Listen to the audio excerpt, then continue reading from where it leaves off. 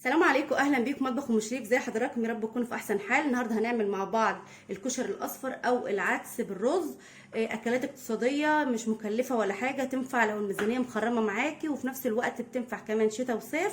وان شاء الله هقولك ازاي العدس ما يدوبش خالص مع الرز، وجربي النتيجه دي وان شاء الله هتعجبكم جدا. انا صورت الفيديو ده قبل كده وناس كتير قوي عجبتها الطريقه وجربتها، بس كان التصوير مش حلو قوي، فانا هكرره تاني عشان التصوير. دلوقتي انا معايا حله على النار، حطيت فيها شويه من الزيت او السمنه على حسب ما انت عايزه. كل اللي انا عايزاه معايا ربع كيلو من العدس، غسلاه كويس قوي. بصوا، نقيته وغسلته ومصفياه، ما فيهوش ميه خالص. هنزل بالعدس كده، هنقول بسم الله الرحمن الرحيم اهو. اعملوا الطريقه دي وان شاء الله هتنجح معاكم جدا. اغسلوا العدس كويس قوي ونشفوه من الميه ونزلوه على الماده الدهنيه بتاعتكم.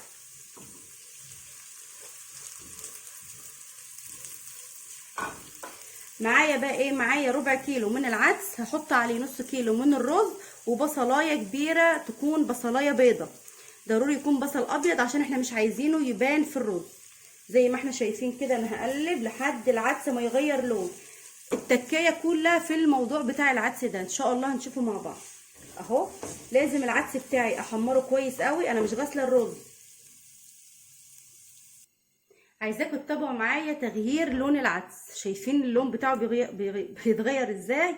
زي ما احنا شايفين كان الاول لونه برتقاني كده، دلوقتي ابتدى يميل للاصفر اهو. هنتنينا وراه كده في التحمير لحد ما يروح للون الاصفر الفاتح. زي ما قلت لكم، انا ما غسلتش الرز عشان الرز ما يعجنش معايا.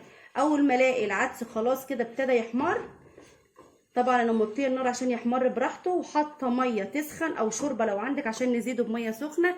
وهغسل الرز دلوقتي. هتابع معاكم العدس لحد ما يحمر كده مع نفسه، هنشوفه ازاي يتغير لونه. بس انا عايزاكم تاخدوا بالكم كويس قوي من لون العدس لما بيتغير. انا هحط له ملح وفلفل، حابه تحطي مكعب مرق الدجاج مفيش اي مشكله. هنزل بالبصلايه بقى، يعني في الوقت ده انا هبتدي الاول اقطع البصلايه حتت صغيره، عشان اول ما البصل بتاعنا زي ما احنا شايفين دلوقتي العدس بتاعنا بقى، شايفين لونه عامل ازاي؟ طبعا انا قعدت حوالي 3 4 دقايق كده اقلب في العدس ده لحد ما وصل للون. طبعا انتوا كنتوا شايفين درجة اللون في الاول الفيديو كانت عاملة ازاي، ودلوقتي كان الاول اللون قلب على برتقاني كده، دلوقتي بقى اصفر زي الكركم اهو. شايفين كده؟ العدس عمره ما هينهري معاكم، لان العدس اتقلى، يعتبر اتقلى معانا. زي شايفين عامل ازاي اهو. في الوقت ده هنزل معايا ببصلايه متقطعه مربعات زي ما احنا شايفين كده. وزي ما قلت لكم، عايزه بصلايه تكون بيضه عشان انا عايزه طعم البصله، لكن مش عايزاها تبقى باينه كده في الرز، يبقى شكلها مش حلو اهوت. في الوقت ده بقى انا هغسل الرز. ما ينفعش اغسل الرز من البدايه عشان الرز ما يعجنش معايا اهو. طبعا البصل انا هديها تشويحه بس كده تشم ريحه العدس وتدبل معايا شويه. في ناس بتعمله من غير بصل، لكن جربوه بالبصل. البصل صدقوني بيدي طعم حلو قوي للرز بالعدس ده او الكشري الاصفر. طبعا معايا ميه سخنه مجهزاها. الرز زي ما قلت لكم هغسله.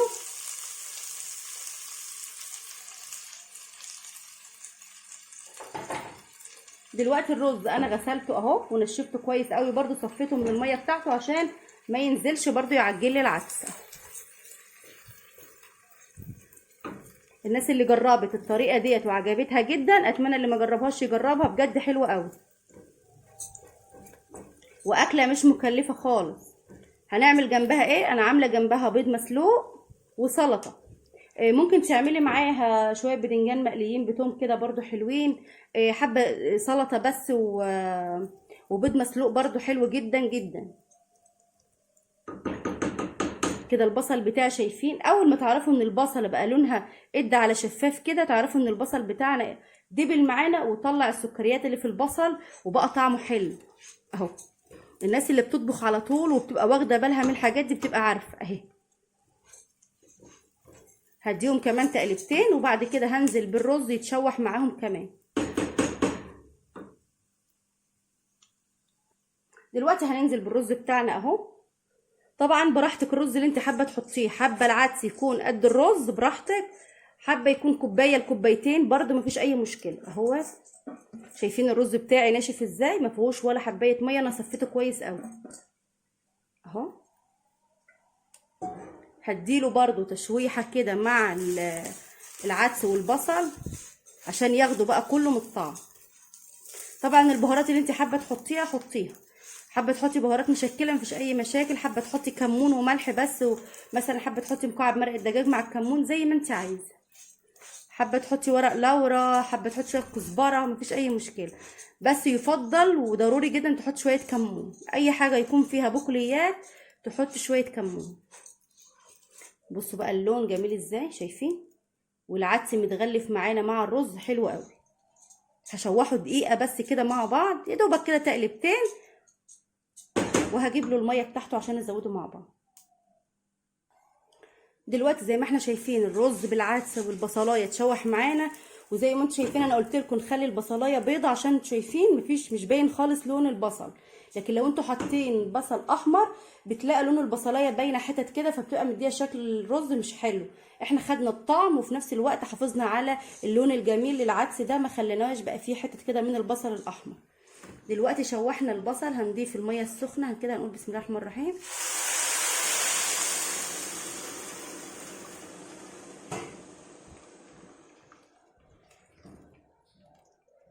طبعا الميه جت مظبوطه، انا مش هضيف تاني اهو. هحط شويه من الكمون وشويه من البهارات اهو، وهحط حوالي معلقه من الملح اهوت، وطبعا حابه ادوق مفيش اي مشكله. هنقلب كده الرز بتاعنا، وهعلي عليه النار دقيقه كده ولا حاجه لحد ما يغلي معايا، وبعد كده هوطي النار عليه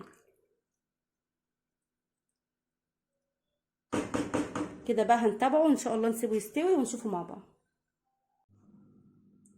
دلوقتي هنشوف الرز بتاعنا بعد ما وطينا عليه، هنقول بسم الله الرحمن الرحيم اهو. شايفين ما شاء الله، بصوا خلاص هو كده يعتبر استوى اهو.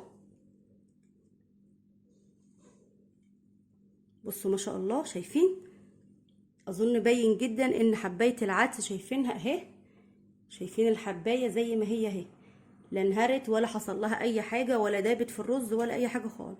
حبايه الرز باينه وحبايه العدس باينه مفلفله، ده مفلفل لوحده وده مفلفل لوحده اهو. وزي ما قلت لكم البصل مش باين معانا خالص. بصوا بقى هسيبه هو كده خلاص دخلت في سوا خلاص، بصوا تعتبر استوت. هسيبه دقيقه كده او دقيقتين كمان وخلاص نغرفه مع بعض. طبعا انا جهزت السلطه وقشرت البيض، كله تمام عشان حلاوه الاكله دي كمان تتاكل وهي سخنه.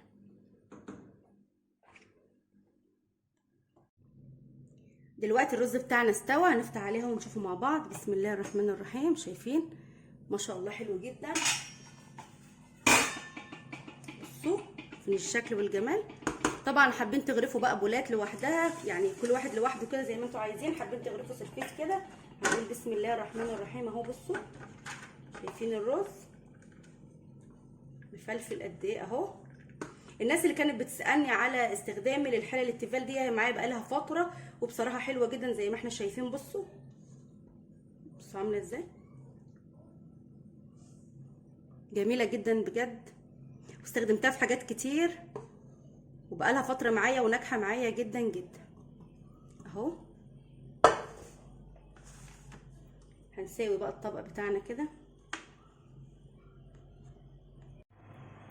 وادي الرز بتاعنا او الكشري الاصفر بعد ما غرفناه. شايفين ما شاء الله لونه حلو قد ايه، وكمان الرز باين مفلفل جدا فيه. اتمنى هو يعجبكم. هقربه بس شويه من الكاميرا عشان تشوفوا اللون وتشوفوا الفلفله بتاعه الرز.